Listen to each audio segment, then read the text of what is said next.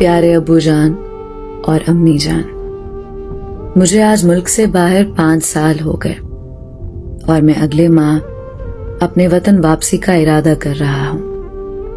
میں نے اپنے ویزا کے لیے جو قرض لیا تھا وہ ادا کر چکا ہوں اور کچھ اخراجات پچھلی چھٹی پر ہو گئے تھے تحفے تحائف لینے میں، اور کچھ دیگر اخراجات۔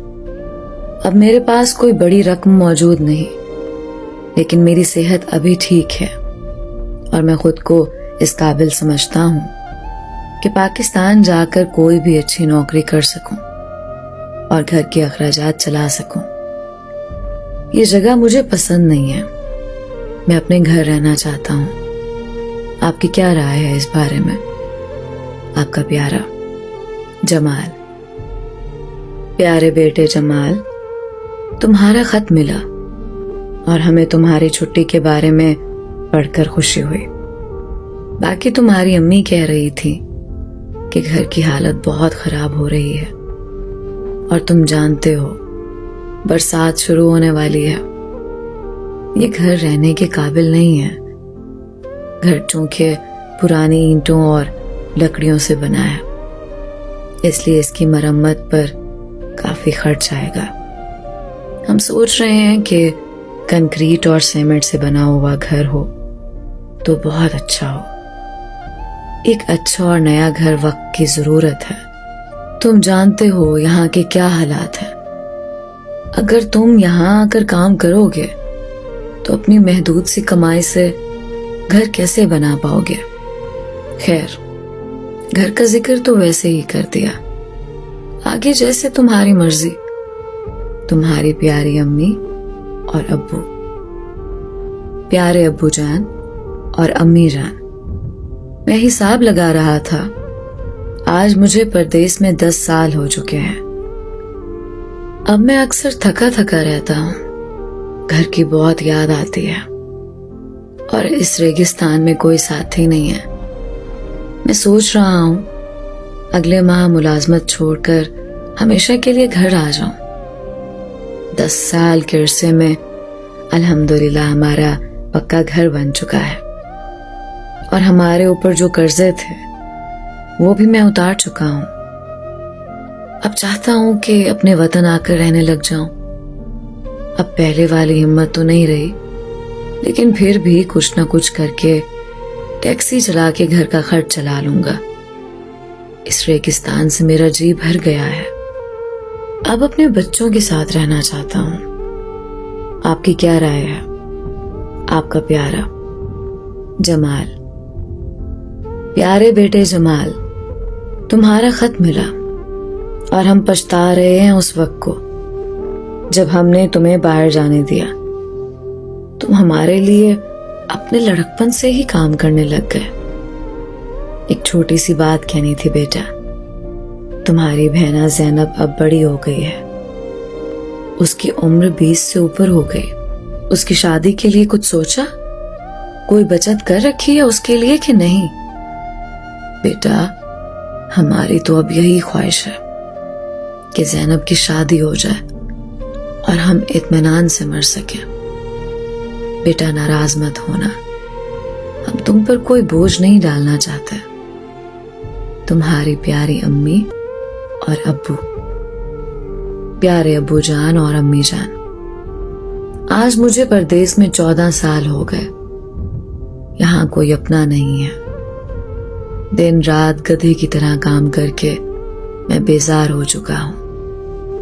کمہار کا گدھا جب دن بھر کام کرتا رہتا ہے تو رات کو گھر لا کر اس کا مالک اس کے آگے پٹھے ڈال دیتا ہے اور اسے پانی بھی پلاتا ہے، پر میرے لیے تو وہ بھی کوئی نہیں کرتا۔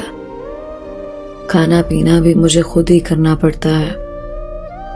بس اب میں ویزا ختم کروا کر واپس آنے کا سوچ رہا ہوں۔ پچھلے کچھ سالوں میں اللہ کی مدد سے ہم زندگی کی بیشتر آزمائشوں سے نکلنے میں کامیاب ہو گئے۔ زینب بہنا کی شادی ہو چکی ہے اور اب وہ اپنے گھر میں سکھی ہے۔ اس کے سسرال والوں کو خوش رکھنے کے لیے میں اکثر تحفے تحائف بھی بھیج دیتا ہوں۔ اللہ کے کرم سے آپ لوگوں کو میں نے حج بھی کروا دیا اور کوئی قرضہ بھی باقی نہیں ہے. بس کچھ بیمار رہنے لگا ہوں. بی پی بڑھا ہوا ہے اور شوگر بھی ہو گئی ہے. لیکن جب گھر آؤں گا گھر کے پرسکون ماحول میں رہوں گا اور گھر کا کھانا کھاؤں گا تو انشاءاللہ اچھا ہو جاؤں گا. اور ویسے بھی اگر یہاں مزید رہا تو میری تنخواہ تو دوائی دارو میں چلی جائے گی. وہاں آ کر کسی حکیم سے سستی دوائی لے کر کام چلا لوں گا. اب بھی مجھ میں اتنی سکت ہے کہ کوئی ہلکا کام جیسے پرائیویٹ گاڑی چلانا کر لوں گا. آپ کا پیارا جمال.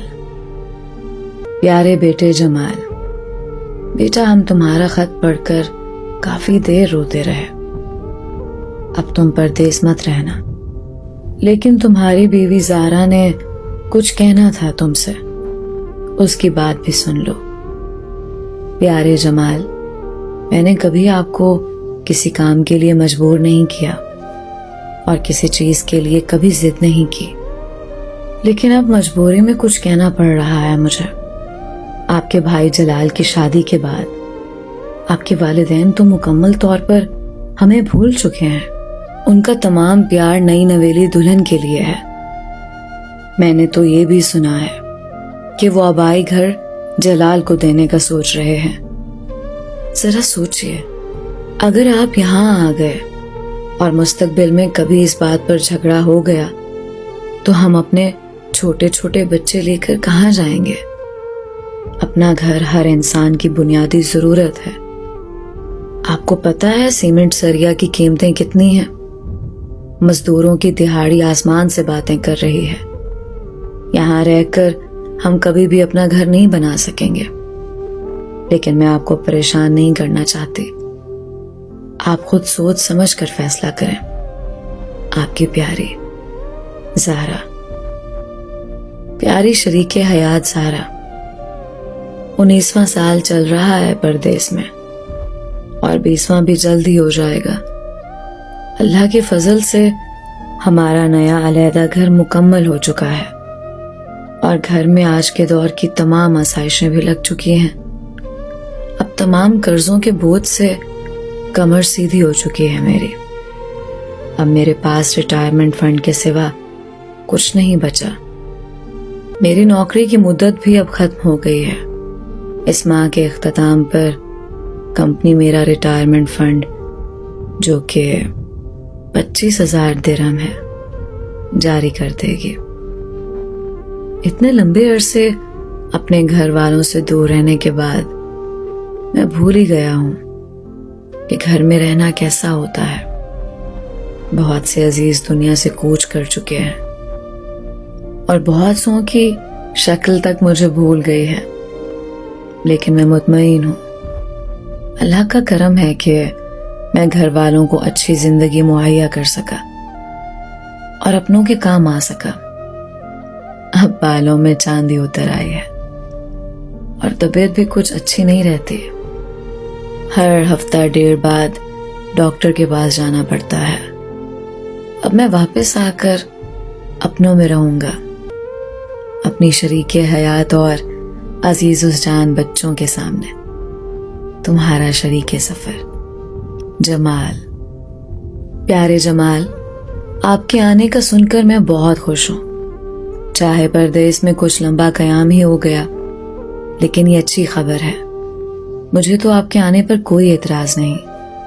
لیکن بڑا بیٹا احمد ہے نا، وہ ضد کر رہا ہے کہ یونیورسٹی آف لاہور میں ہی داخلہ لے گا. میرٹ تو اس کا بنا نہیں مگر سیلف فنانس سے داخلہ مل ہی جائے گا. کہتا ہے کہ جن کے ابو باہر ہوتے ہیں سب یونیورسٹی آف لاہور میں ہی داخلہ لیتے ہیں. پہلے سال 4 لاکھ فیس ہے اور اگلے 3 سال میں ہر سال 3 لاکھ. اور ہم نے پتہ کروایا ہے تو یونیورسٹی والے انسٹالمنٹ میں فیس بھرنے پر راضی ہو گئے ہیں. اس ماہ کی 30 تک فیس کی پہلی قسط بھرنی پڑے گی. آپ کے جواب کے منتظر. آپ کی پیاری زہرا.